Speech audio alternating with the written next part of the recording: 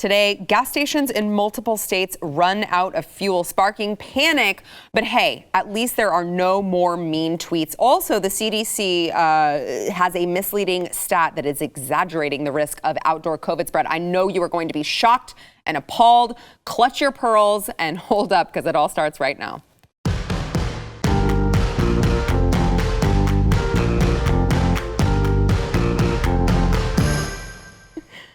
Hey, welcome to the news and why it matters. I am Sarah Gonzalez, today joined by two of my friends, Elijah Schaffer, host of Slightly Offensive, which can be seen on BlazeTV, on YouTube. You can download the audio podcast. I'm basically I'm trying to promote you everywhere. I'm glad, that I can. And also what people don't realize too is after this, I'm going to give a big announcement, so please stay tuned. Oh, okay. A News and Why It Matters exclusive from Elijah Schaffer. Also joined by comedian Chrissy Mayer, who is back in studio doing her. Dang, girl. This is just a Vogue thing going on that she has going on. All right, so should be a fun. Well, I'd like for it to be a fun show. Oh, we'll make it fun. We were reading the headlines and we were like, this is a very, very hard-hitting news day. Kind of saying, when I think about Fridays and I think about an empty tank of gas, I get a little bit excited inside. This is like pretty good. Really? Yeah. Running off fumes, baby. So, we've talked about this yesterday on the program, but Americans in multiple states are they're all arriving at their local gas stations to fill up on fuel, but there are a lot of gas stations that are already out of said fuel. Even though I believe it was, the New York Times who tweeted out this story that said, but don't worry, there are no gas shortages, there are no lines, they will have so don't believe your eyes. Don't believe your lion eyes, okay? Check this out. So that's interesting you brought that up. Yeah, okay. It goes with my announcement. Oh. So they didn't have to stay tuned very long. Yeah, no, this is really good. This is really good. So as we all know, that amidst gas shortages, soaring food prices, hacks from foreign governments, and gang hacks, including increased spending from China in our country to influence it, not important. We know that the biggest issue right now that the tech companies and the Biden administration have said is combating fake news and misinformation. And it's really unfair because they focus a lot on white supremacy and neo-Nazi things, but who's fact-checking them? And I realize every one of us is always reacting to them, but we're not just checking their facts in an objective way. So I'm proud to announce that as of today, as early as about 9 a.m. Central Time this morning, I know this is going to be crazy, I am now a self-certified fact checker for the right-wing movement, specifically for Blaze Media. And I have started by fact-checking that document. I know this is really crazy. So I did hard work. I said, why would I be a reporter and go report real facts when I can do what all the lazy fat people, journalists, they call themselves journalists today, do, sit in their apartments and talk about other news. Guess what? Check this out. For heavy research. Tell us. I'm going to break this here. After heavy research and watching about 12 videos of people not able to get gas and waiting in long lines, I have proved that the New York Times and all of their millions of dollars of statements that this is not happening is actually, in fact, false. Wow. And I know that you guys wonder how I've gotten the skills to do that kind of fact checking. Tell us. But it turns out that basically all you have to do to disprove the New York Times claim is just open your eyes. I'm going to teach everyone how to be a fact checker. Okay. Watch people waiting in line at gas stations. Look at signs that say gas is out from multiple people, and then you just tweet something and you go, according to my sources, you're wrong. And that's how we've fought back. Interesting. I know, it's save the praises. I mean, save the praises. I would have thought you would have needed to go to school for many years in order to prove that's this. That's the old guard. Now today you just need a couple of these. Wow. I can identify as whatever you want. All you need is eyes, and you too can be as smart as people on Twitter. So let's go to just to that point. Let's go to a local news reporter in Charlotte who was filming this is, again, use your eyes, open them, and watch the filming of a busy gas station and him saying he was told they were just all out of gas. Watch. It's the QT gas station on Celanese around 9:30 at night. They are out of gas. Everybody sitting here is not getting gas. Everything except diesel is out. What they just told me. And now I've seen, again, because I have been properly trained to use my eyeballs that God gave me. You're a fact checker now too. Hey, I certified try not you. to brag. So, but now this is how it works. I certified that you're a fact checker and I'm a fact checker, therefore that it's a fact. Perfect. Okay, great. So I saw because I am now a newly certified fact checker, I saw the videos, and there were, I mean, people driving down very busy main roads, and they were driving past the line that came all the way out down the side of the main road because everyone's panicked that they're going to run out of gas, and they're coming to go get the gas. This was, of course, brought to you by the security issue that was the Colonial Pipeline had that we discussed yesterday.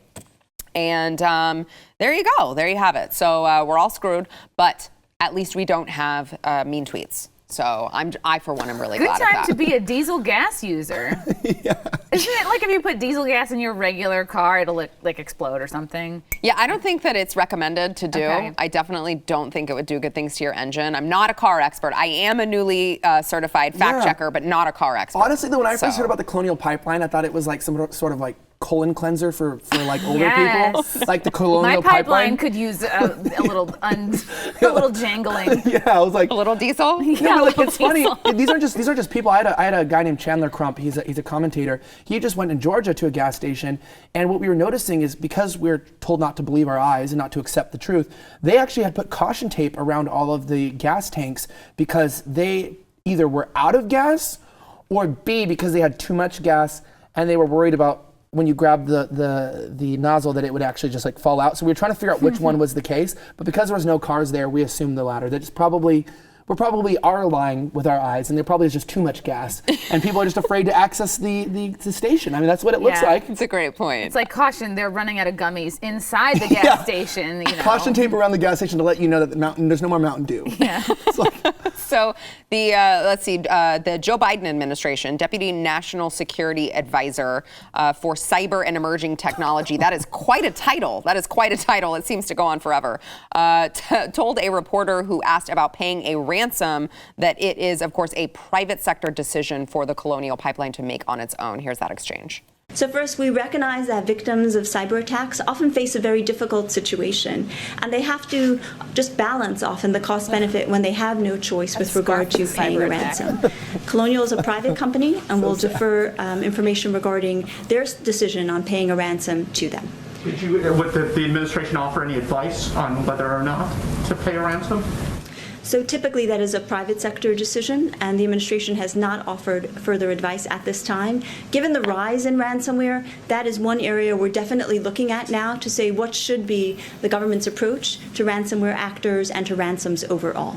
I mean, you have to believe that this is, the Green New Deal party is just kind of like, gosh, darn, the oil and gas industry got dealt a blow. That really is terrible for them. We really wish them well. But by the way, we'd really like to cram the Green New Deal down your throats. I mean, you got to believe that, they're secretly, talking about pipelines, cramming things down our throats. We're going in all orifices today. I'm getting a little heated. I'm getting worked up too. I'm getting excited. You said this was going to be boring, and I'm feeling like, is my wife watching?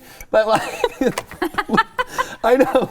No, but the Great Reset apparently wasn't as great as we thought it was going to be. And what we're experiencing now is something interesting. We currently have an infrastructure bill that is in play, trillions of dollars worth. We've now have problems with two pipelines, one that we cut already, the Keystone XL pipeline, and this one, right? You have this Colonial one. So it's really interesting that when our infrastructure is both either being cut by the administration or not being defended properly, that suddenly Biden goes from far left to libertarian and is like, corporations. Yes, private sector just needs to figure it all out. But also, we're going to push a giant windmill farm out in the middle of the ocean, so we do care about energy, but that's the wrong kind. Right. And so, I'm sorry you guys can't get to work. This shows you that maybe you shouldn't rely on fossil fuels. It's like, well, my conclusion is not let's not rely on the fossil fuels. Let's not rely on the government. You've proven me that you guys are ineffective at protecting any of our interests, because who needs gas? I mean, it's like working stuff. So unimportant in 2021. Well, so, you mentioned Biden all of a sudden being more libertarian whenever it is advantageous for him. Yesterday evening, he came out and was discussing, he just had this horrible jobs report that came out. It fell way short of what was even expected. And when you go into, your expectations for Joe Biden, they're already low, right? And so Joe Biden said that, maybe people who are offered a suitable job must take the job or lose their benefits. Watch. We're going to make it clear that anyone collecting unemployment who is offered a suitable job must take the job or lose their unemployment benefits. There are a few COVID-19 related exceptions, so that people aren't forced to choose between their basic safety and a paycheck. But otherwise, that's the law. I know there's been a lot of discussion since Friday's report, that people are being paid to stay home rather than go to work. Well, we don't see much evidence of that. That is a major factor. No. We don't see that. Look, it's easy to say the line has been, because of the generous unemployment benefits, that it's a major factor in labor shortages. Americans want to work. It's interesting because apparently the jobs report indicates that they do not, in fact, want to work. Joe. No, and you know what? To use a bit of anecdotal evidence, which people say isn't true, except for the fact that being that I used to work with a lot of youth, a lot of them are very young now, like in their early 20s, and I can tell you, talking to each and every one of them, when they were complaining, I know I talked to one guy, I'm not gonna say who, but he was like, called me, he's like, they're cutting my benefits, you know, and he was complaining, and I'm like, bro, you just need to go back to work. And these guys, by the way, were buying like weed and stuff with their benefits. And I'll tell you what, I've smoked weed in my life, and when I was smoking weed, I didn't want to work either. And so it's like it's just the truth. I mean, some people do, but I'm down to just chill, right? I mean, so when you tell these kids that are going to take a lot of these entry-level positions out in the workforce, that are going to go out, are going to work at food places, I'm talking to restaurant owners down to the people who aren't taking the jobs, and everyone can agree, fact check here, that definitely the unemployment benefits are keeping people from returning to jobs. And that's just the truth. It's like, well, people say, well, then raise minimum wage. It's like, that's not the point. The point is why would I work at an entry-level job and try to get ahead when I can just survive off the government? And I would say that's probably his end goal. That's really the goal, is like keep people reliant on the government, keep this generation dependent, and it's working. Yeah, get the population to a point where they can't fit into their work clothes. And there you go. They're not going to want to leave their house. Yeah, I mean, it is interesting the way that they're trying to use this as a call for raising the minimum wage. That's what it's about. I know, but it's like, you guys, if a company doesn't, if they can't afford to pay their people $15 an hour, that job they don't just get to keep. They changed it. You know, they changed it to 25. No, they didn't. This is not just one person. Stop. It was trending. Why not 100? Trending. Why Exactly. not 200, Elijah? I say why 500. Not 300? I'm down. I mean, I'll quit here. Like, why More would I? money. 25. Yeah. That's cheap. It's raining. Why not? I want to be home. It's just arbitrary. I'll go home. It's just arbitrary at this point. But it's just it kills me that they don't understand that, like, if you force people to raise it to that amount, the job doesn't exist anymore. So, like, do you want to get paid, whatever, $13 an hour, or do you want to get paid $0?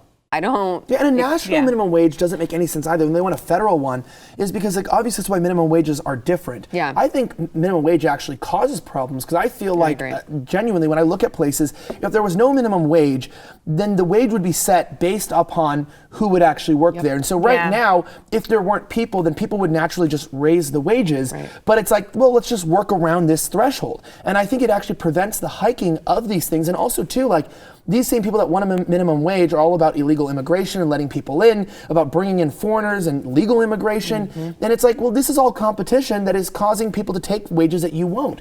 And it's like, people just talk about illegals being like, oh, but the jobs Americans don't want. No, but let's talk about legal immigration and the jobs Americans do want. I mean, there's a reason why we have artificially low income based on the inflation of cost of goods. Not only because we pumped trillions of dollars into our economy in 1 year, which is horrifying, but also simply because as a country, we're not serious anymore. We don't take ourselves seriously. We're not basing our ideas and values in projections off of science, credibility off of statistics. It's just that everybody wants money and nobody wants to work, and that's what we're seeing here, and it's not going to change once the minimum wage raises. How worried should we be about inflation? Well, I'm not an economist, and I'm glad I'm not. I'm glad I'm not, because to be an economist today, you're devalued and you're not really listened to in society. But I think we should be very worried. I mean, I have found my grocery bill's doubled in the last year, and I'm not eating more. I mean, I'd like to think I'm not. No, but like it's doubled, and I mean, the fact is that when you're talking about basic things like corn has doubled. Yeah. And so you're talking about the fact this isn't like, oh, don't eat Wagyu beef, stay off. Families are suffering right now. They're having a difficult time. Workers are suffering. Businesses are cutting hours, I've been finding, because they can't find enough people to take the shifts. Yeah. Did you guys see? This just reminded me how out of touch some publications can be. I forget which, I think it was The Guardian, and they wrote this this story about how celebrities handled the pandemic, and the tweet that accompanied the story was that Gwyneth Paltrow actually broke down and ate bread during the quarantine, and it said, what was your lowest point of the lockdown? Gwyneth Paltrow. I think I may have drank wine off the floor that spilled, and I'm like, people just like lost their livelihoods, had to close the doors of their business, couldn't feed their families, had relatives who killed themselves. But Gwyneth Paltrow had to eat bread, so. Might as well kill yourself. We all struggle differently. It's just so, I was like, you got to have someone in PR who looks at that tweet and goes, that's not really relatable. It's good. It's just like KFC making an ad for fried chicken recently, and they put a little black kid in a bucket coming out and said, buy your fried chicken. So the tone deafness of society is entertainment to me, because it helps me to know that I'm on the right track. As long as I go the opposite direction of wherever society is headed, then I'm like, even I could have been a better PR person for KFC or for The Guardian. And it's like, I don't look at when the corporate media and when society is on, like, getting off track. I'm more noticing, I'm worried when they're on track. Like when you're going, okay, what's going on here? Why are they being honest for once? Why are they pretending to live in reality? What are they getting out of it? And unfortunately for us, the world's not going to get better. The country's not going to get better. I'm still on the train of like, just let it implode. And maybe people say that's pessimistic, but there's not going to be a legal route to get out of this when the Supreme Court is compromised. There's not going to be an elective way to get out of this when our elections are definitely not compromised and 100% fair and free. Well, they're fortified as well. Yeah, but I mean, and there's not going to be like a cultural way when our culture doesn't value truth or value God anymore. There's not a religious way when our churches are compromised by social justice and progressivism rather than the gospel. Like, these institutions are compromised. They're not going to be reformed because there's too many of them interlinked. And so implosion is the only way, not explosion, not encouraging violence, but they're going to have to collapse and they're going to have to be rebuilt. Build back better. That is, wow, I've got Build something back in my... even better. I'll talk and pretend like you're not coughing. It's not COVID, I swear. I just swallowed my tea wrong. But we've got more to come. And thank you, by the way, to the newly minted fact checker, Elijah Schaefer. Again, true. Congratulations on that. Thank you, everyone. Please clap if you're at your house or in your car. For a second if you're in the car. It's fine. I'm just dying over here. But you know what I could really use is Omega XL. Omega XL has nothing to do with the choking that I'm doing, but what it does have to do with is if you are living in pain, maybe you have neck pain, shoulder pain, knee pain, maybe you've reached the age where it just hurts to get out of bed in the morning. What you don't realize is it's usually inflammation that is causing the problem, and if you don't treat that inflammation, it can cause permanent damage. Now, Omega XL is backed by 35 years of clinical research. It actually attacks the inflammation that is causing your pain, which is unlike the pain relievers and the topical rubs that you can just like rub on your shoulder and you go, oh my gosh, this feels great for 10 minutes, and then it wears off. Omega XL is actually going to neutralize the inflammation that causes painful, stiff joints and muscles. It is made from essential fatty acid combination from the pristine waters of New Zealand, which I know a lot of you are like, oh, it's natural, it doesn't work. Oh, no. It does. Our very own Pat Gray realized that the other day when he had very, very bad elbow pain, couldn't lift a coffee cup even. It took him a week and he was back to normal. Let's get you started now. If you are in pain, it doesn't have to be that way. Go to Omega XL and get a second bottle for free. It is omegaxl.com/news. You can get that second bottle for free at omegaxl.com/news. Back in a minute. The IDF, Israel Defense Forces, punched back hard last night, leading into this morning in response to Palestinian terrorists firing hundreds of rockets inside Israel. There were over 200 rockets and mortar shells that were fired from the Gaza Strip toward Israel from 6 p.m. Monday to 6 a.m. Tuesday. A bunch of them were intercepted, of course, by the Iron Dome, which as a newly certified fact checker, because I had a fact checker just certify me as one, I can tell you I did see a video of all of these rockets coming and them being intercepted by the Iron Dome. It was pretty incredible to watch out there, but it did not obviously intercept all of the rockets. There were a ton of them, and several hit civilian targets in Israel. It injured dozens, and early estimates put the number as high as 31.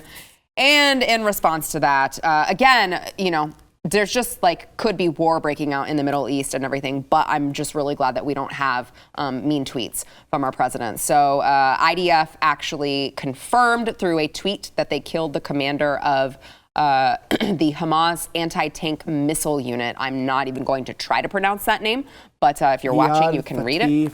Sharir. We'll call him Ethan. He was in charge of carrying out anti-tank missile attacks on Israel. Our aircraft are currently striking additional terror targets in Gaza. It's just really...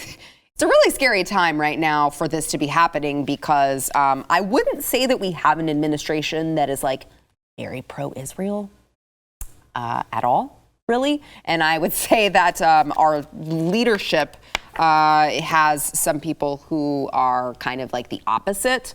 So it'll be very interesting to see how this plays out. Elijah? Yeah, I mean, when you talk about Israel, I'm just going to go ahead and cancel myself right now and just Here we go. bring up two things. I think there's like three people in the world when you talk about Israel. There's the people who hate Israel and are blinded by their hate for Jews in Israel, that they can't report the facts. And I would like to say that I think that some in leadership, in United States leadership, fit in that criteria, which is, I think, the problem. Right. Okay. And the problem over here is that some people are so back-end funded by Israeli lobbyists and money, and also, or religious beliefs about Israel, that they're so pro-Israel that they're also blinded to give any truth too. So there's like hatred and love for Israel can be blind people to giving facts. And there's me in the middle who's like, why do we care so much about a country on the other side of the world? Yeah. Well, you are a fact checker. Shortages. Yeah, but so what it comes down to is like nobody wants to talk about it in the middle because the conversation is so dominated by the people that like every criticism of Israel is anti-Semitism, and then every time you could praise Israel, you hate the Palestinians. Right. There's this weird argument that puts people like, I just won't touch it. But being realistic and avoiding even the scriptural references is like when you look at this conflict, the media is shilling for the Palestinians, as always, and they're saying that, Israel, Israel's just attacking Palestinian children, which we know is a false statement, right? We know Hamas is a terrorist organization that remains in power and uses their own citizens as shields. Right. However, on the other hand, we also know that Israel and Arabs often feel a right to the land, and Israel is actively violating charters and wants to push and expand in their territory, which is getting in the way of these zones that they've created for Palestinians. And the problem is with the conflict that's going on here is that everyone keeps talking about how this just happened over settlement issues. But this is a typical textbook George Floyd situation where people talk about the race riots last year being because of George Floyd, but we know that they tried to start them with Ahmaud Arbery. And then when we look back now, we know that the riots were planned to destabilize the country ahead of the election, and it had little to do with George Floyd. These were organized riots and protests that had very little to do with black justice, as we see what BLM did with the $80 million, and had very much to do with the elections. And the same thing's happening here in Israel. They're using, Trump cut off money to Israel, to the Hamas authorities, and cut off the funding to the Palestinians. And then Biden comes in, and then all of a sudden they have $200 million. And then a month later, now we have rockets being fired at the Jews, and they're saying, it's over some conflict. Well, I would say this: you did not randomly acquire thousands of rockets through Iranian channels and smugglers overnight over one dispute. This is a long-standing war, and as Bill Clinton said, the Middle East will break your heart. This is not going to be solved overnight because there's no way to talk about this in a sophisticated way without these two groups of idiotic people constantly accusing you of one thing or the other. And from my understanding from Zechariah in the Bible even, it said that people who try to occupy and come against Israel will be cut into pieces. And even Psalm 116:22 says, pray for the peace of Jerusalem, aka because there never will be. I don't think that this conflict could be resolved anytime soon. Trump got close, but with all the good things Trump did, we know why they wanted him out. Yeah, Chrissy. Wow, there's no way I can top the fact checker. Sorry. Yeah. Self-certified. Well, then let me ask you this then. How confident are you in our leadership right now here in America and our contribution to whatever is going to happen, how it's going to shake out in the Middle East? It's so scary, just because it feels like, letting 2- and 3-year-olds be transgender seems to be more important than what's going on with our own country, right? And they're like, why? Well, who cares about Israel? The gas prices are through the roof. I don't know. It makes me angry. You bring that up. It was interesting because I'm looking at all of for a local moment here for a second. I'm looking at all of the bills that the Texas legislature has yet to take up. And I'm looking at the ones that they've passed, and it's like they've made Dr. Pepper like the official drink of the state, and they've made San Marcos, which I went to school in San Marcos, they've made San Marcos the mermaid capital of the world or the country or whatever. And I'm I'm looking at this going, why are we talking about these things? Why are our taxpayer dollars going to these places so that the legislature can take up whether or not we need to designate San Marcos as the Texas, the mermaid capital of the world? Meanwhile, we've got Black Lives Matter in the streets over in Plano, shutting things down and causing a ruckus there. So they're just trying to get ahead. Like, I think this is the red pill moment that a lot of people watching this show probably know, is that like we're just three people surrounded by cardboard walls that are made to look like they're not made out of cardboard. It's movie magic. Yeah, movie magic. With engineers and crew sitting around, and these are screens you could buy that we're looking at Walmart. Like, meaning, regardless of the budget, I mean, theoretically anybody could do this. Yeah. And there's nothing special about media people or the government. And I think that's a real sombering thing, is when you're in the government or in media or in these things where people think that you know something they don't, you can just admit we don't. And what the government fails to do out of their own interest is acknowledge that most of them are hungry on power and money, and being in a position of power and influence and money, they can line their pockets.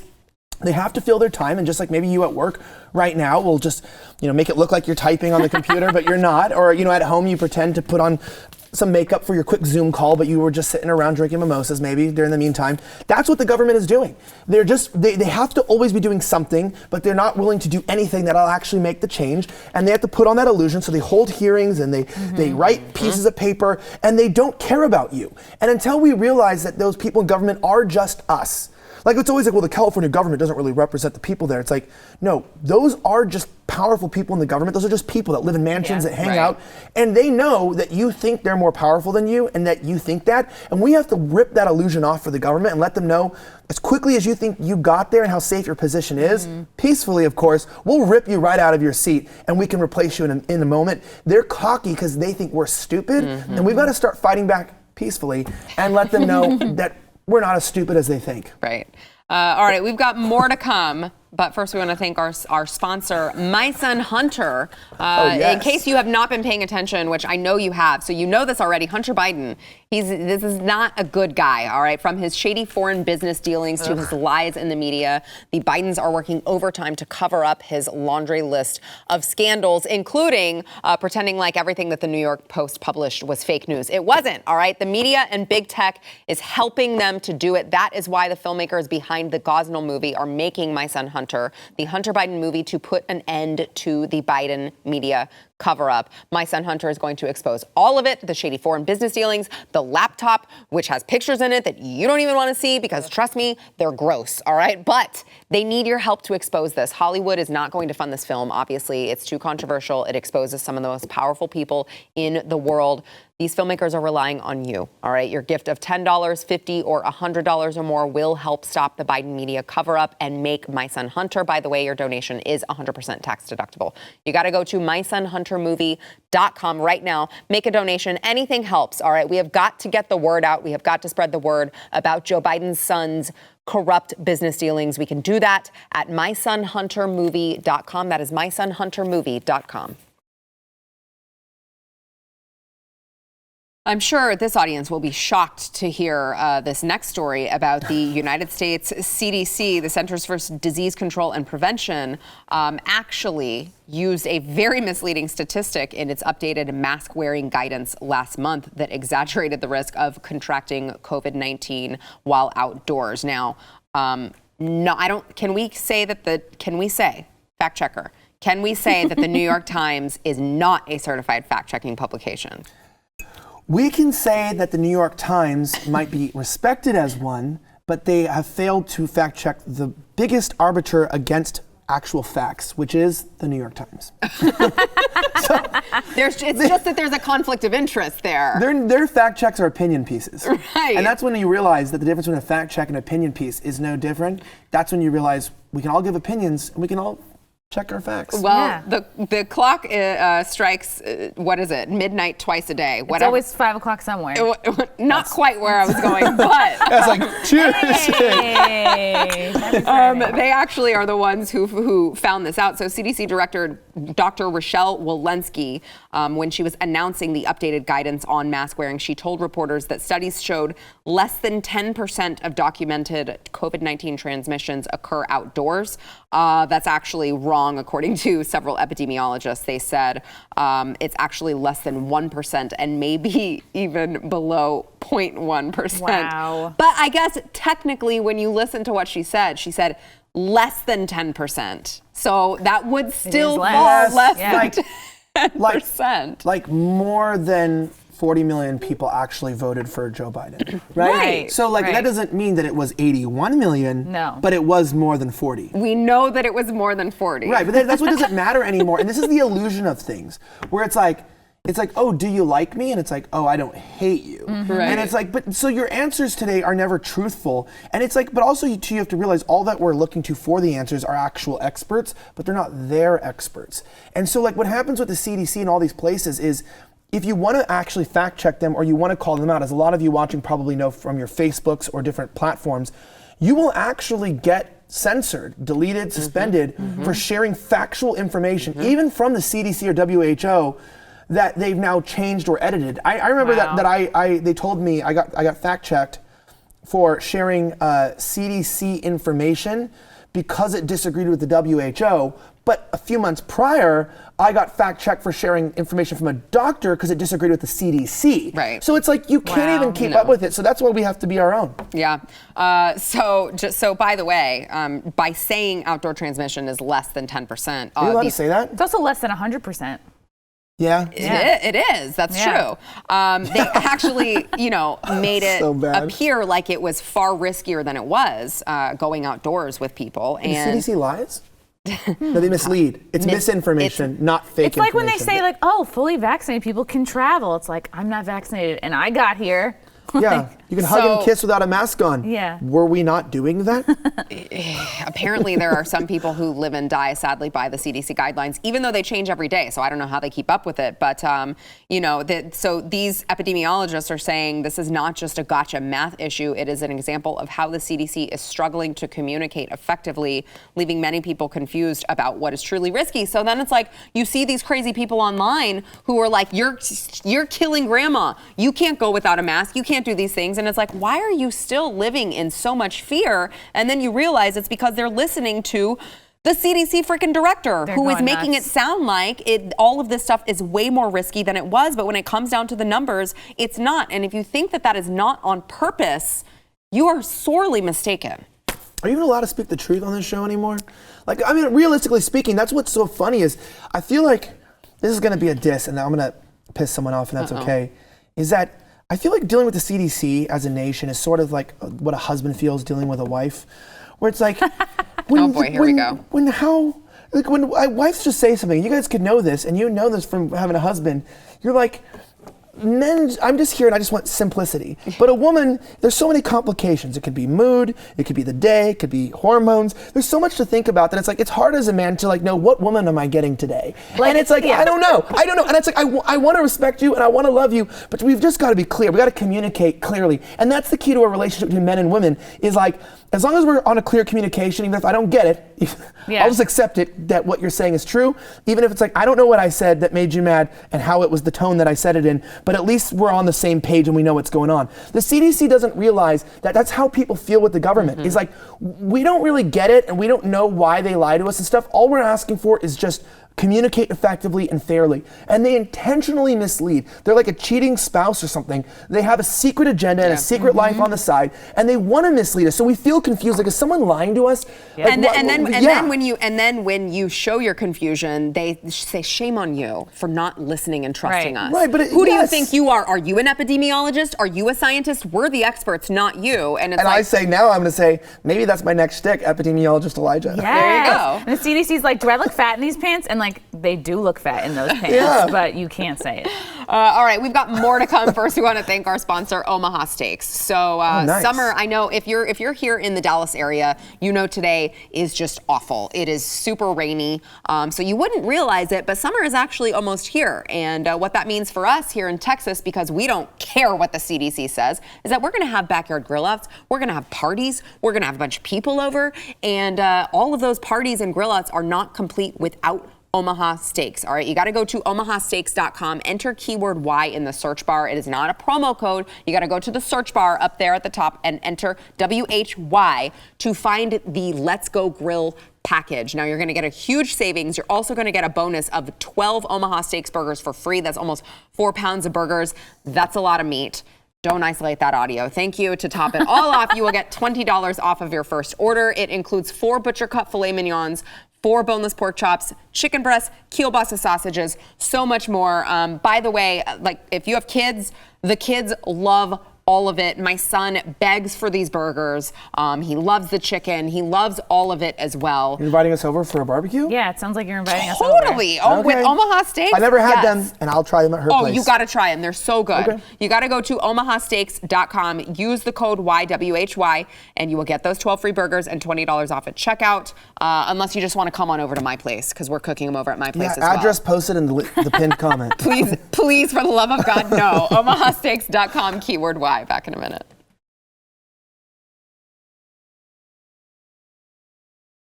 The FDA acted yesterday to expand Pfizer's emergency use authorization for its COVID-19 vaccine to include kids ages 12 to 15. So congrats to all of you who have children.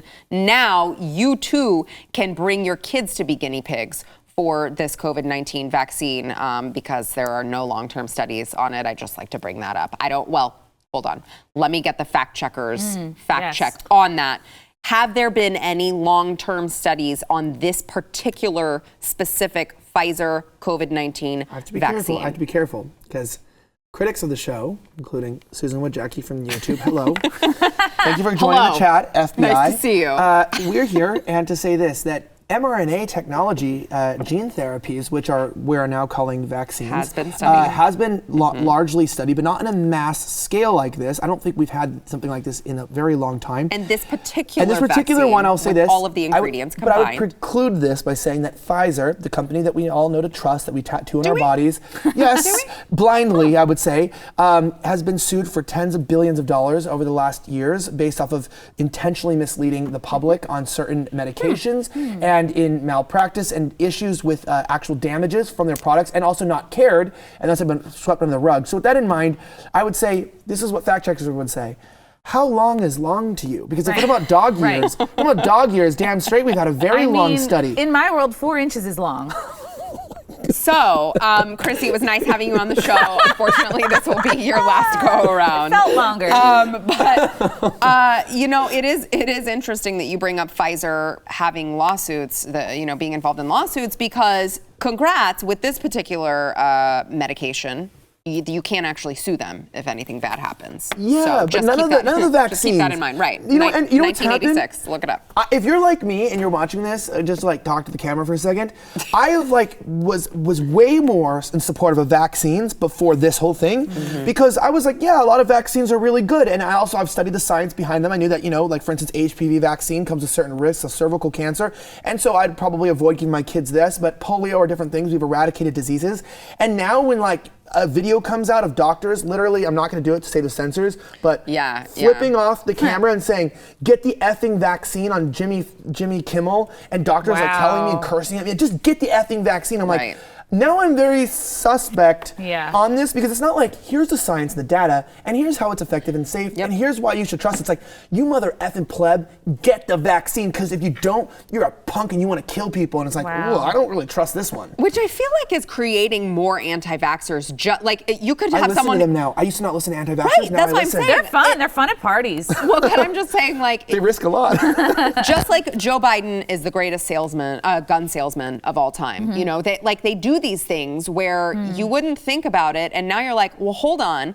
I was not an anti-vaxxer just by saying I think we should keep in mind that this has no long-term studies. But now that you're calling me an anti-vaxxer and shunning me for bringing up something as simple as there are no long-term studies and this is not an FDA-approved drug, now I kind of am an anti-vaxxer. I feel like there are a lot of people who think that way, Chrissy. Yeah, it's like if I keep calling my boyfriend an anti-complimenter, he's not going to be inclined to give me compliments.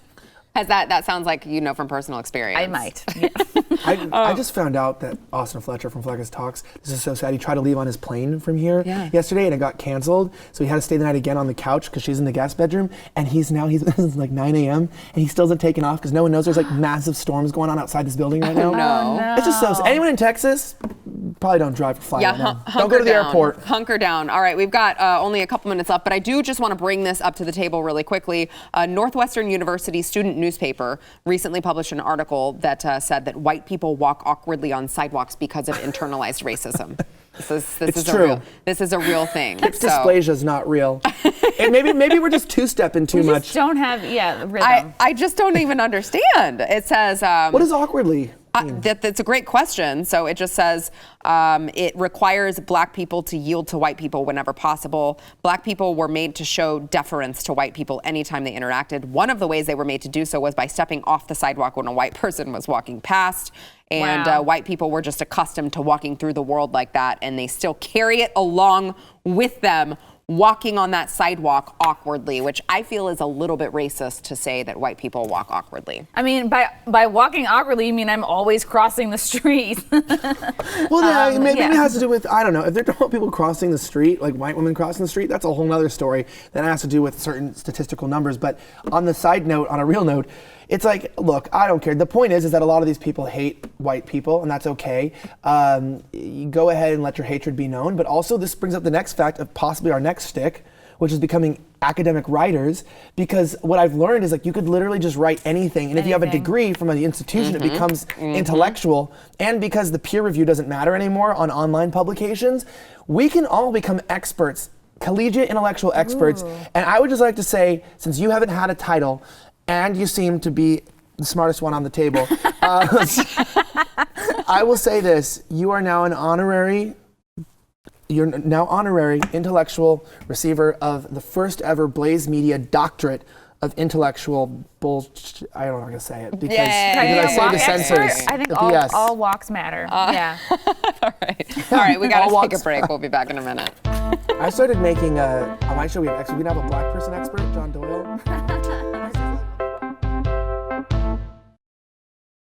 All right, don't forget to go to wherever you find your audio podcast. I see you guys out there on YouTube and on Facebook. We see you. And on BlazeTV. We see you watching this program, but what you need to do is go over to the audio side and search for the news and why it matters. Subscribe, rate, and review the show, and that will help more people find it. Also, it keeps helping us rise in the numbers, which is great because my boss goes and looks at those numbers and thinks that I'm doing a good job. Yeah, and tell this is what people don't tell you either. You know, people that listen to audio podcasts, maybe you're not that person.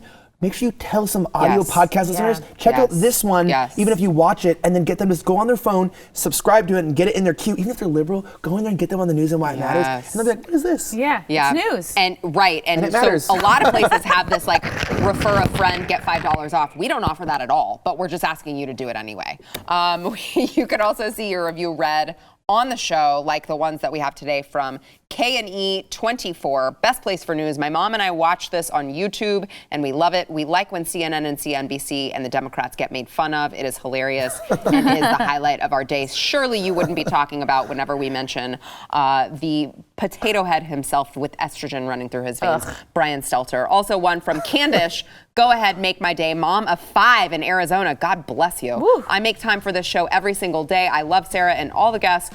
Perfect combo of insight and sarcasm that makes my day. I'm not so sure about today's episode. We'll see. We tried.